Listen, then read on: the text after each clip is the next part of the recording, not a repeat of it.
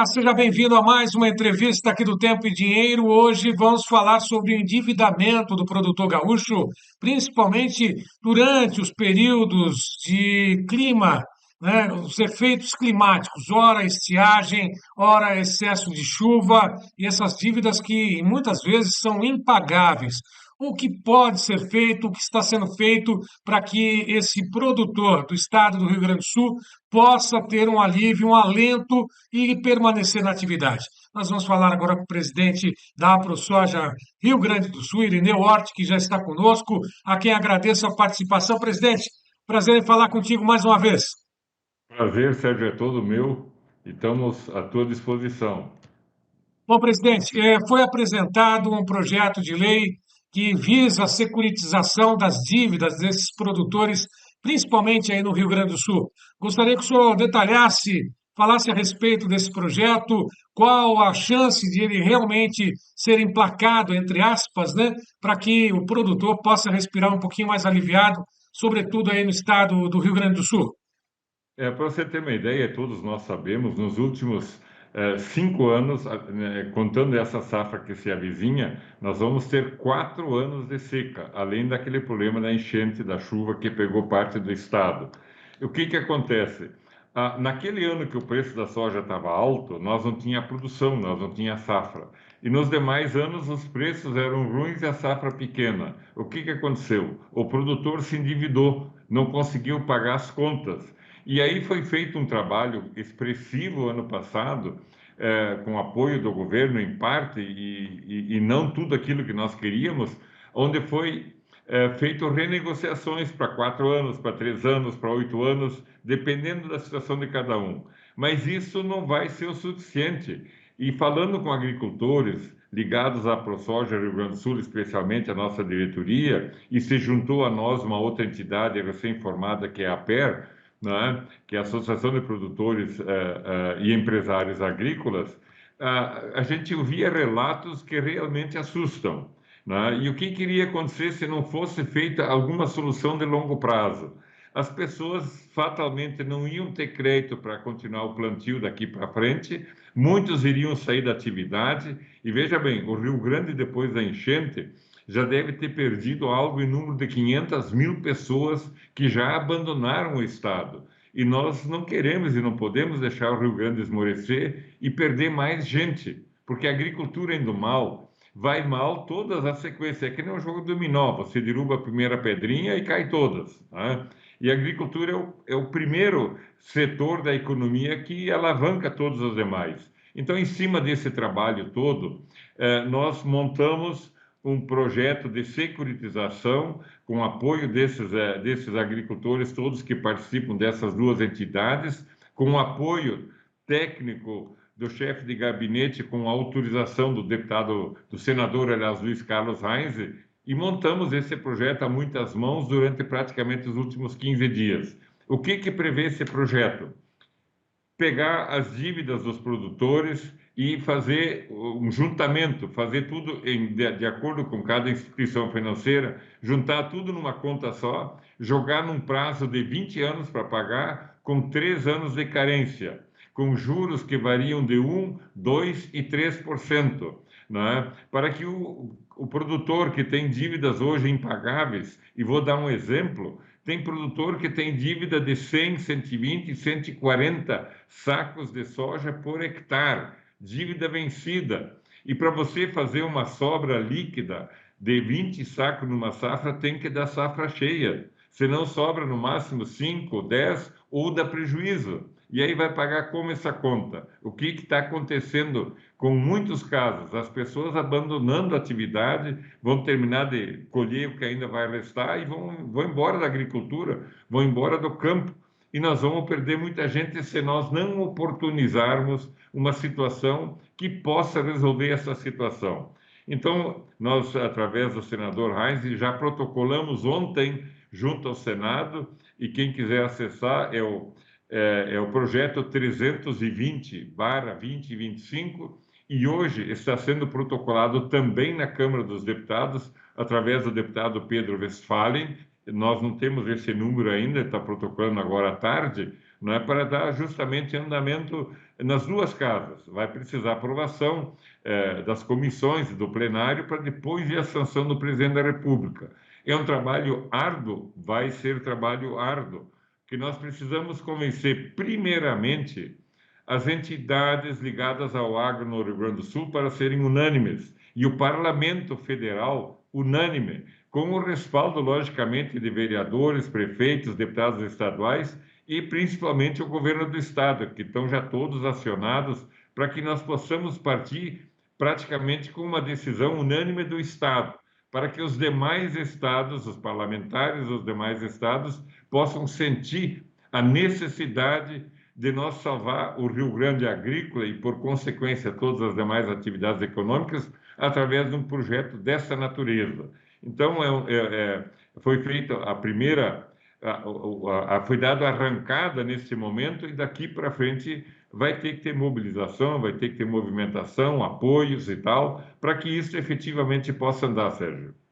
Bom, e quais são os débitos, por dizer assim, que podem se enquadrar nessa securitização, né? Elegíveis para essa securitização, todos eles, comercialização, custeio, investimento. Quais são esses débitos, A presidente? ideia, a ideia é juntar todos os débitos, fazer um contrato só das contas de cada produtor, individualmente em cada instituição financeira. Se alguém tiver financiamentos ou débitos em duas instituições, e aí entra também o jogo das cooperativas e cerealistas, para que possa enquadrar tudo num só documento, né? E a partir disso, o próprio projeto prevê que o produtor continue tendo crédito para continuar os seus custeios para que possa continuar plantando.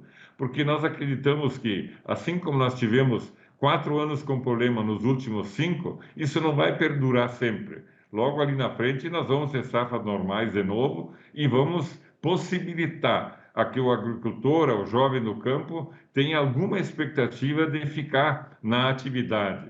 Vem a questão das garantias, né? Dentro do projeto, nós prevemos que podem ser utilizadas as garantias que existem dentro dos financiamentos atuais, mas tendo um teto máximo de 1,3% sobre o financiamento. Então, quem faz financiamento de R$ 10 teria que ter uma garantia de 13, né?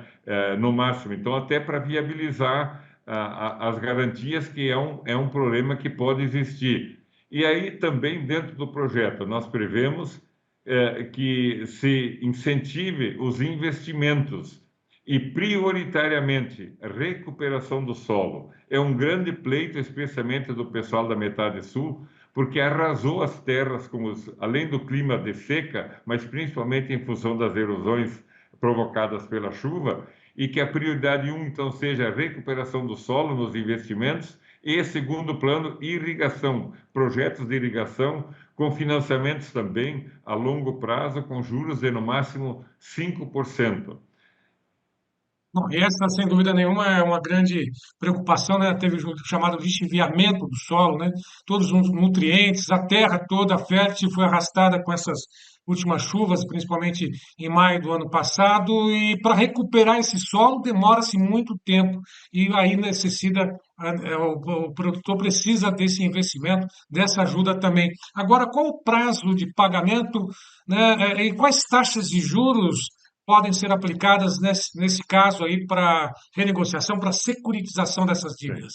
A ciclização nós estamos prevendo 1% para pequenos, 2% para médios e 3% para os demais por ano, não é? Aí alguém vai perguntar, mas e dinheiro da onde? Digo, olha, prioritariamente vai renegociar o que está lá no banco, que não vai puxar dinheiro novo, vai apenas acertar aquelas condições, mas utilizando títulos da dívida pública. E são vários fundos que existem hoje, que têm alguns recursos, até porque se nós pensarmos em obter recursos do Tesouro, não vai ter, é fácil o governo dizer que não tem dinheiro, então nós já estamos dando a linha que não precisa, vai ser emissão de títulos da necessidade por parte do governo. Da mesma forma, dentro do projeto, nós também estamos sugerindo a criação de um fundo especial de 0,2% sobre a produção para criar um fundo de manutenção para futuros eventos. Para um dia que tiver mais um evento, isso é a nível de Brasil, logicamente, possa ter recursos nesse fundo para alongar a dívida das pessoas que eventualmente tenham problemas. Então, a gente está prevendo essa solução da mesma forma, né? Então, o projeto foi bem estudado, ele é amplo, né? E prevê basicamente a solução. E eu vou dar um exemplo, Sérgio. Lá atrás, no final da década de 90, nós, num trabalho que foi feito a nível de agricultura do país todo, nós conseguimos uma renegociação num primeiro momento para 6, 7, 8 anos, né, com juros razoáveis. Mas o pessoal, a nível de Brasil, em função do problema de mercado, que era o problema principal na época, a soja estava 7, 8, 9 reais a saca, a agricultura estava praticamente falimentar, o desânimo no campo era uma coisa muito grande, e aí, num segundo momento, no início dos anos 2000, nós fizemos uma nova negociação após um caminhonaço, após movimentações grandes que foram feitas, e na liderança daqueles movimentos tinha muita gente, e entre eles estava eu, Luiz Carlos Reis também, outros prefeitos. Na época nós éramos, lá no primeiro movimento nós éramos prefeitos, os dois, né? E se conseguiu uma renegociação para 25 anos, pagamentos anuais, né? Então, para quem pegou aquele alongamento para 25 anos, a última prestação está vencendo neste ano de 25. E aí um detalhe importante, veja bem, o Brasil, no início dos anos 2000, produzia algo em torno de 80, 90 milhões de toneladas grão ano. O ministro era Francisco Turra, agricultura em desânimo total. Com esta renegociação, viabilizou novamente. O produtor rural do país todo começou a acreditar e nós começamos a crescer e a produzir mais. Aí entrou o ministro Pratini de Moraes, Marcos Vinícius Pratini de Moraes, e nunca esqueço, quando ele assumiu, ele disse: olha, pessoal, eu não sei produzir, mas vocês já avançaram na produção com o ministro Turra, que foi o ministro que incentivou o pessoal. Agora nós temos produção. Isso foi logo em seguida. Eu vou comercializar a produção brasileira fora do Brasil. Eu vou abrir o mercado. E foi o ministro Pratini que abriu o mercado naquela ocasião. E o nosso crescimento de 80, poucos anos depois, nós estávamos com 120 milhões de toneladas. E assim fomos crescendo sucessivamente, onde hoje nós estamos acima de 300 mil toneladas grão. O Rio Grande do Sul tem participado nos últimos anos da invasão da seca proporcionalmente menos que o resto do Brasil.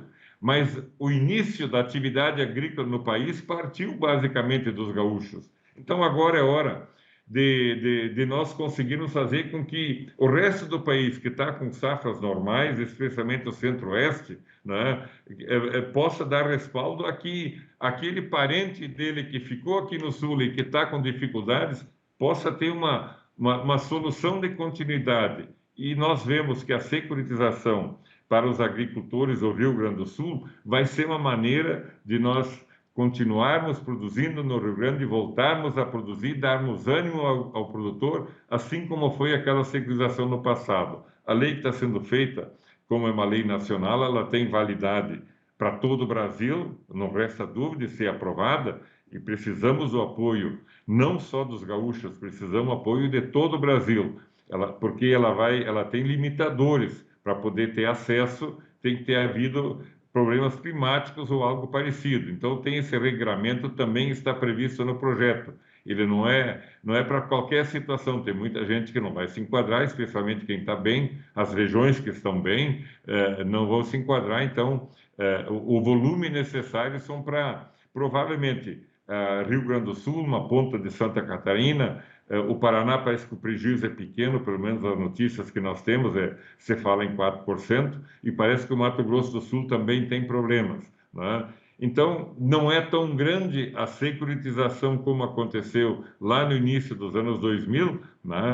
Pelo menos o volume financeiro, mas a solução, a saída para o agricultor do Rio Grande, para o comércio, para a indústria e para os governos, sejam eles municipais, estaduais e federais, porque impacta em impostos, para nós mantermos a atividade ou voltarmos a ser o Rio Grande que nós éramos no passado, a única saída viável é este alongamento de dívidas. Bom, presidente, só para poder ter uma ideia, né, o senhor chegou a citar logo no começo de onde sairiam esses recursos, né? E a gente torce para que realmente esse projeto seja aprovado quanto antes, né? Eu tenho aqui alguns recursos, alguns fundos, né, alguns programas que seriam os financiadores, né? Fundo Café, Fundo de Financiamento do Norte, do Nordeste, do Centro-Oeste, da Defesa de Economia Cafeeira. Isso é possível, é provável que realmente tenha recursos desses fundos para que o produtor aí do estado e também de outras regiões do sul possa ser contemplado, é lógico, com laudo do engenheiro agrônomo, como o senhor mesmo explicou, com todas as regras, né, necessárias para poder ser atendido.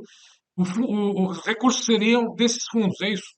Seria fundos e a criação de títulos da dívida pública. O governo emitiria títulos da dívida pública. E para dar sequência àquilo que eu falei antes, que seria o desconto de 0,2% para continuar mantendo o fundo agrícola para futuros eventos climáticos que possam prejudicar uma região A, B ou C. Hoje o problema é na região sul. Amanhã poderá ser, esperamos que não, mas poderá ser em outra região e ela poderá estar beneficiada dentro desta mesma legislação. Bom, presidente, só para poder finalizar, duas questões. Prazo de pagamento, 20 anos, é isso? Prazo de pagamento 20 anos, 3 anos de carência, juros de 1 a 3%, dependendo do tamanho do produtor, garantias no máximo de 1,3% do valor da dívida, utilizando as garantias que estão nos atuais contratos, porque os atuais contratos serão extintos, mesmo quem tem processos judiciais em andamentos poderão ser incluídos, isso consta no projeto, né, até para diminuir essas questões de judicialização de muitos agricultores que têm processos judiciais, desde que eles se enquadrem no valor total da dívida, a ideia é que eles participem também, né? Então,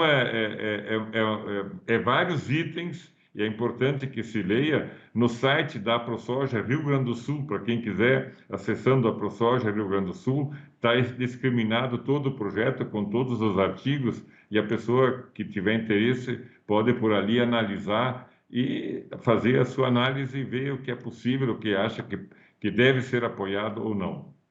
Presidente, só um último comentário. Né, nessas falas do presidente Lula, na última ele falou que o rombo, ou entre aspas, não assume que existe uma dívida, um rombo nas contas públicas, enfim, ele atribuiu ao Rio Grande do Sul, ao episódio climático, a situação de um déficit nas contas do governo, atribuídos ou em parte, ao socorro ao Rio Grande do Sul. Esse socorro chegou, como é que o senhor atribui, ou como o senhor acompanhou esse tipo de declaração?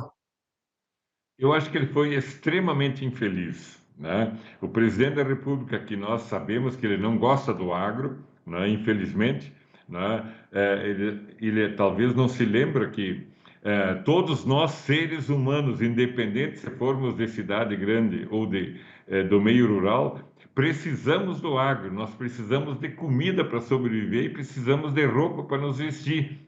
E além de muitos outros artigos, e todos saem do agro. Na hora que o agro não tiver mais subsistência, como é que nós vamos viver como seres humanos, né? E isso é abrangente. E eu acho que o presidente, quando fez essa declaração, ele não se lembrou disso. E mais, o problema climático, ele não tem interferência do homem. Ele aconteceu por causa da natureza. E vamos nós brigar com a natureza? Não. Vamos tentar contornar, achar meios para sair. E na questão da inundação, o governo prometeu muito, não atendeu tudo ainda, atendeu uma parte, tá em andamento muita coisa, podia ter ajudado mais, mas o próprio gaúcho, não só o do campo, como também da cidade, está fazendo o máximo possível pela sua garra, pela sua vontade, pela sua disposição para se reerguer, mas precisa de apoio. Então, infelizmente, o Rio Grande, que foi o precursor da agricultura brasileira, a partir do Mato Grosso, do Mato Piba, do Goiás e assim por diante, ser esquecido não pode ser, até porque se nós verificarmos quem são os grandes produtores, ou pequenos ou médios, que estão no Centro-Oeste, a grande maioria tem origem do Rio Grande do Sul ou de Santa Catarina, que são os estados sulistas. Então, nós gaúchos e catarinenses que exploramos, e lá atrás também o Paraná, a origem do Paraná antigamente também foi de gaúchos. Hoje já está em outra geração, segunda, terceira e tal. Mas o Centro-Oeste está no terminar da primeira geração que foi para lá e a segunda que está tocando. Mas a origem é do Rio Grande. E o Rio Grande, como teve esse problema climático agora, recente, isso não quer dizer que vai ter sempre. Só que nós precisamos oportunizar a que dê a volta por cima, para que ele possa voltar a ser o produtor que já foi no passado recente. E o gaúcho, o produtor, permanecer no estado do Rio Grande do Sul, não abandonar as propriedades, né, conquistadas a duras, né, ao suor, sangue, por dizer assim, né, lógico que migrou, está presente em todas as partes do país, o agronegócio cresce e cresceu diante do trabalho, do esforço do produtor do Rio Grande do Sul, que ele permaneça, né, e que ele tenha um alento para poder continuar na atividade no estado. É essa a nossa intenção, nosso desejo e o que a gente espera de que o governo tenha sensibilidade nesse sentido e que os congressistas, né, possam eventualmente apoiar, né, aprovando o mais rápido possível esse projeto de lei. Presidente. Muito obrigado, é isso aí mesmo. Esperamos, como eu disse antes, o apoio mais ou menos unânime do Rio Grande, o apoio do Brasil, e eu vou fazer um rápido comentário. Anteontem eu liguei para o presidente da Farsul, o Gedeão Pereira, que é meu amigo de longa data, e ele me disse, olha, eu estive na semana passada numa missão na Europa, estava comigo a nossa ex-ministra e líder no Senado, a senadora Tereza Cristina, mais o Pedro Lupion, que é o presidente da FPA, e numa conversa informal eu coloquei a situação do Rio Grande, dizia o Gedeão. E aí a ministra Tereza Cristina disse, olha, a única saída para o Rio Grande é a securitização, né? Então, se nós já partimos com o apoio da ministra, do Pedro Lupion, eu tenho a convicção de que nós teremos um apoio, sim, do resto do país. Afinal de contas, nós somos todos oriundos do mesmo país, somos da extremidade sul, que tem todo esse histórico agrícola, que é o principal elemento humano que deu o crescimento do Centro-Oeste é daqui. Lógico que tem muitos outros paranaenses, talvez de origem gaúcha também, de outros estados brasileiros, no Mato Piba especialmente, tem pessoas de outras regiões do país, mas o básico, o principal, ou a maioria, é de origem do Rio Grande do Sul e Santa Catarina. Presidente Ireneu Hort, muito obrigado mais uma vez pela participação do senhor. Dispõe aqui do tempo e dinheiro para que venha trazer informações preciosas para o produtor aí do estado, de outras regiões, diante dessa situação que não dá para controlar, né? O clima. Mas as dívidas podem sim ser equacionadas e manter o produtor na terra. Grande abraço para o senhor mais uma vez. Muito obrigado, um abraço a você, Sérgio, e também a todos os ouvintes e Obrigado. assistentes do teu programa. Muito obrigado, presidente. Bom, a todos que estiveram conosco, mais uma vez eu lembro, essa entrevista e outras estão disponíveis nas mídias sociais do Tempo e Dinheiro. Vá lá, curta, comente, compartilhe e faça parte do clube de assinantes do TID. A todos que estiveram conosco, mais uma vez, meu muito obrigado e até uma próxima.